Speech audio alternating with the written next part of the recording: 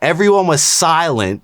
Like the little clap they made when they wheeled me out, all this shattered me into 1,000 pieces. You know, I thought I was like the tough little nerd guy. No.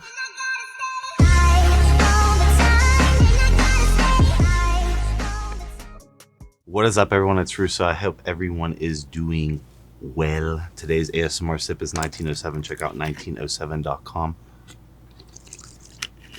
Coupon code Russo. ASMR Spritz, Intelligent Elephant Carbon.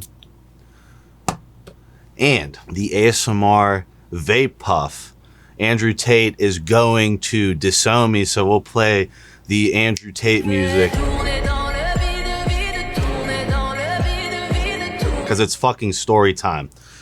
How did I get into bodybuilding? What led me to bodybuilding? Was it my insecurity, the little guy? Kind of, but I want to break it down into the full story of what swung me from a long distance runner, wrestler, to bodybuilder. And I wanted to highlight one of the biggest life-changing events in my life as far as what happened to me as a teenager. And this is also the first bipolar depression I've ever suffered from. And I wanted to touch on this because this is like a year anniversary from me making the suicide attempt video, which you can watch. You can check my mental health back then and check my mental health now. I am out of it. I am very appreciative of Andrew and Austin coming into my life, making my work way easier, as well as my family finally rekindling correctly, in my opinion. I'm not gonna bring that shit up on YouTube, but I'm sure everyone can relate towards family issues here. I do want to caveat to say, like, I haven't suffered the worst. There's someone on the other side of this camera that I know has suffered worse than me. I'm just giving you my experience of being extremely humbled, ego shattered in mixed martial arts. That led me to the bodybuilding persona that's this current version of me, right? The version of you changes over the years. You're never gonna be the same person. If you are the same person, you're a fucking idiot and you're not evolving.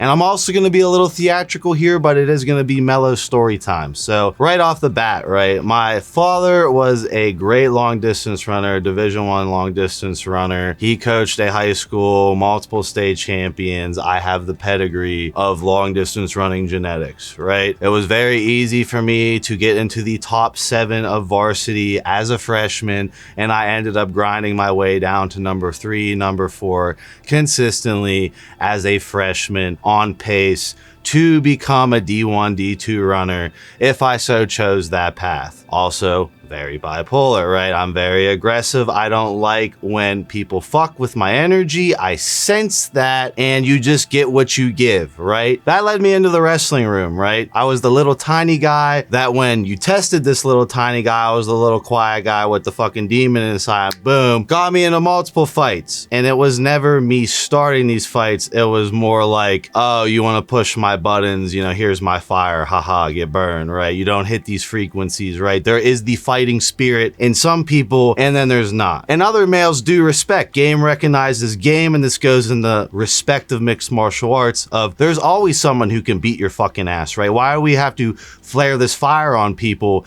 and bully people? Right? So when I was bullied, I normally beat the shit out of them and Habib them at double the size, and it was known in my high school, considering I was ranked number 3 in the WPIAL middle school going into high school of wrestling in Western Pennsylvania, which is one of the hardest states, right? You look at all the Division I players in the top of collegiate wrestling, I've seen them, a lot of them, because they came from Western Pennsylvania. So I had the pedigree of being in wrestling. Wrestling I fell in love with because of the building of yourself as a male, right? You're getting the shit kicked out of you constantly, having to get up, rebuild yourself. Ego breaks down a little bit, rebuild the ego. The brotherhood of mixed martial arts. I miss all this. You see me on my Instagram constantly being like, I miss MMA, right? If I had 2 bodies and didn't have this crazy brain that I don't want to take much brain, like I got headbutted so many times, I got elbowed in the eye so many times.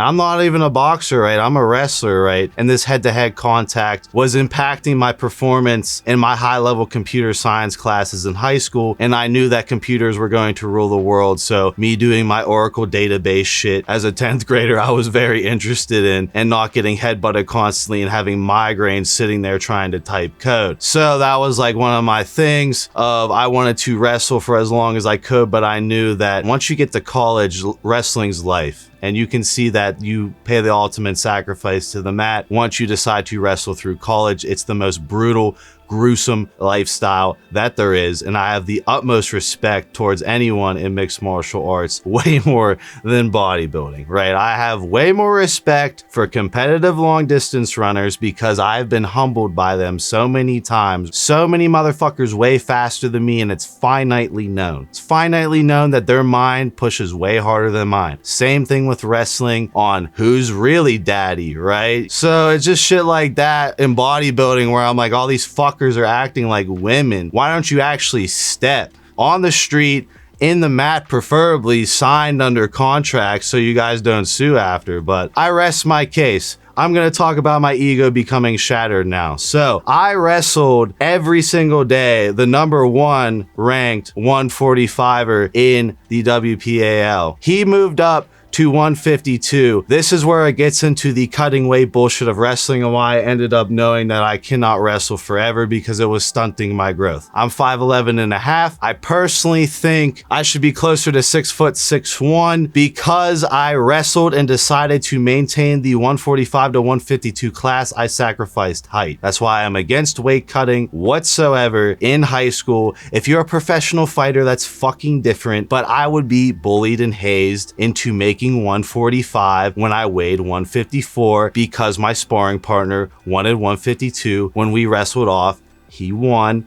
He beat my ass. I had to make 145 or I couldn't wrestle. I refused. I protested. Bipolar Russo. No one fucks with my energy. I already know at this age that's gonna stunt my growth. One day I snap. Because I want to wrestle. I like live combat. I seek live combat. I'm a normal fucking man. I have that itch, you know? Oh, let's light this candle. Play that meme. Go ahead. Release it. Let's light this candle, huh? I mean, sure, I'll lose everything, but then I'll have nothing to lose.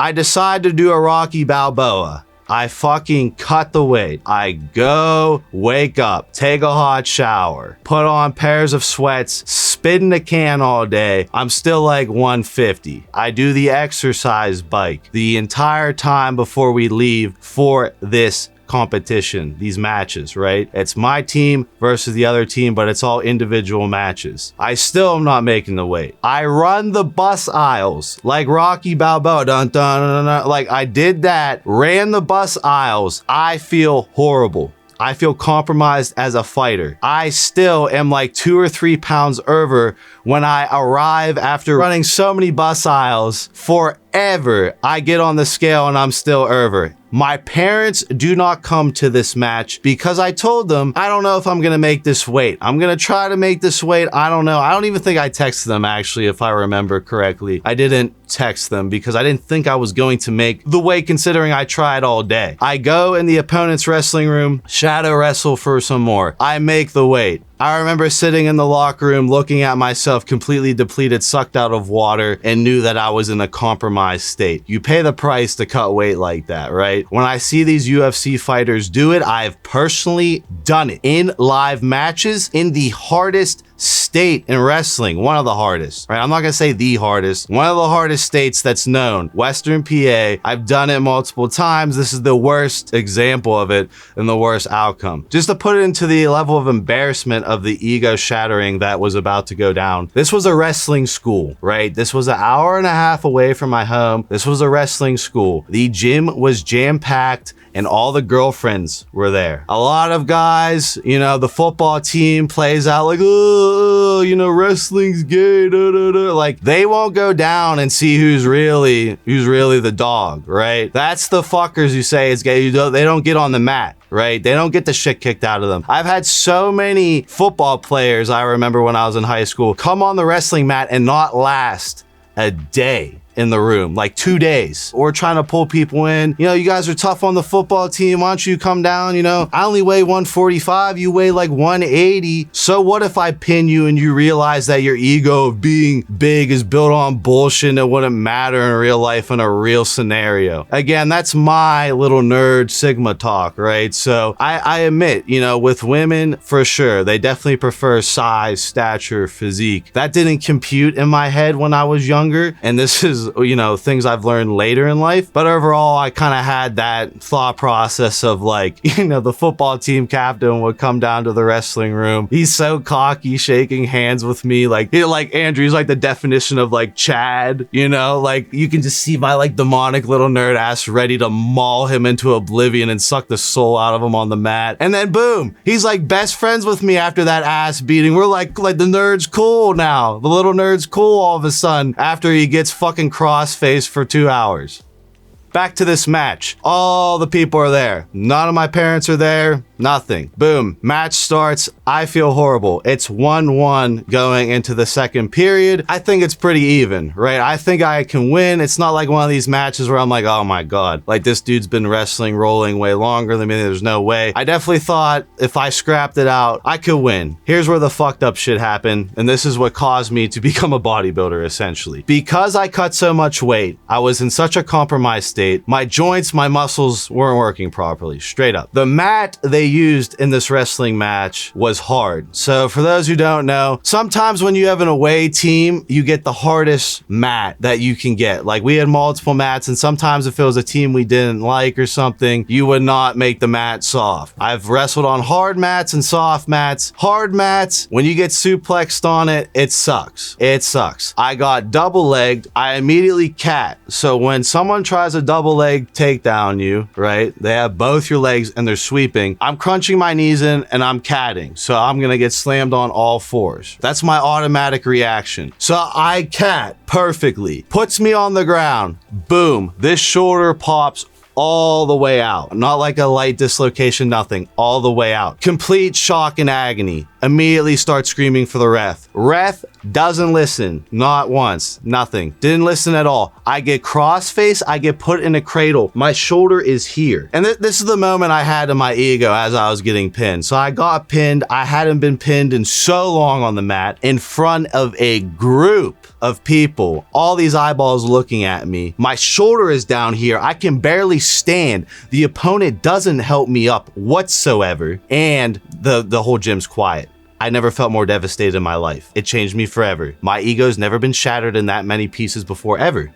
I've been in so many street situations at this point at age 25, dealt with so many individuals of the sketchiest of natures that I've had to deal with in person that I know are extremely violent, and nothing compares to this bullshit of this wrestling match. I remember going over to the trainer. Trainer didn't really care. Whatever. They call me an ambulance. My shoulder's down here. I'm bipolar as shit. So like I can't pass out. I was like hoping I would pass out, and then boom, I wake up with painkillers. I'd be like, oh, it's all over. It's like level 10 pain. I have a pretty good pain tolerance. I don't really care when I'm injured. This whole hand has been shattered. I'm not here to say I'm Mr. Tough Guy. I'm just saying that out of all my injuries, this would be the last one that I would like to repeat, is this shoulder dislocation, because it was down here and the ball was getting ground on, like it was trying to get back in the socket by itself. So the ball was getting ground on and I could feel that, and it was just shooting nerves of pain. They put me in the ambulance. I'm basically going in and out of consciousness from the pain, but I'm like, I know I'm gonna get painkillers.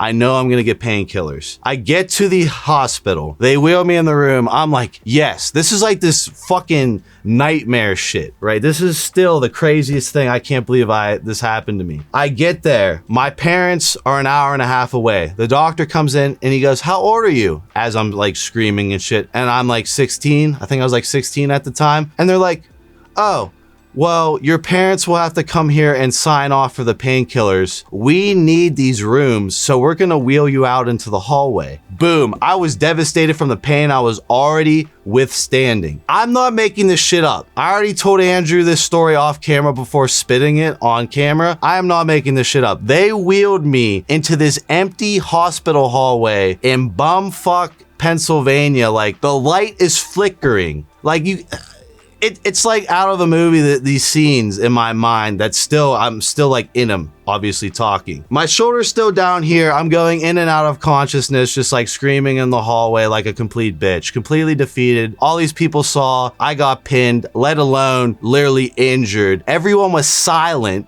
Like the little clap they made when they wheeled me out, all this shattered me into 1,000 pieces. You know, I thought I was like the tough little nerd guy. No.